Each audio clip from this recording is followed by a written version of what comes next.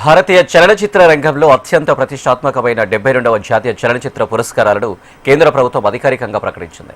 ఈసారి మన టాలీవుడ్కి ఇది నిజంగా గర్వకారణమైన క్షణమని చెప్పాలి. ఎందుకంటే జాతీయ అవార్డుల వేదికపై తెలుగు సినిమాలు సరికొత్త చరిత్రను సృష్టించాయి, తమ జైత్రయాత్రను చాటాయి.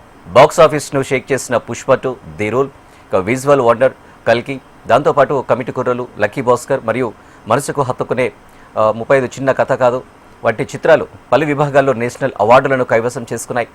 తెలుగు చిత్ర పరిశ్రమ ఖ్యాతిని జాతీయ స్థాయిలో మరోసారి రెపరెపలాడించాయి. అలాగే టాలెంటెడ్ డైరెక్టర్ సుకుమార్ ఉత్తమ స్క్రీన్ ప్లే విభాగంలో అవార్డుకు ఎంపికై టాలీవుడ్ సత్తాను నిరూపించారు. ఇక మిగతా ప్రధాన విభాగాల విషయానికి వస్తే ఉత్తమ నటుడి పురస్కారాన్ని ప్రముఖ మలయాళ నటుడు మమ్ముట్టి, హిందీ నటుడు కార్తీక్ ఆర్యన్ సంయుక్తంగా పంచుకున్నారు. ఇక జమ్మూ కాశ్మీర్కు ప్రత్యేక ప్రతిపత్తి రద్దు నేపథ్యంలో తెరకెక్కిన చలనచిత్రం ఆర్టికల్ 370 ఉత్తమ ఫ్యూచర్ ఫిల్మ్గా నిలవడమే కాకుండా అందులో అద్భుత నటన కనబరిచిన యామి గౌతమ్ ఉత్తమ నటిగా జాతీయ అవార్డును అందుకున్నారు. అటు అమరన్ చిత్రానికి గాను రాజ్ కుమార్ పెరియస్వామి ఉత్తమ దర్శకుడిగా ఎంపికయ్యారు.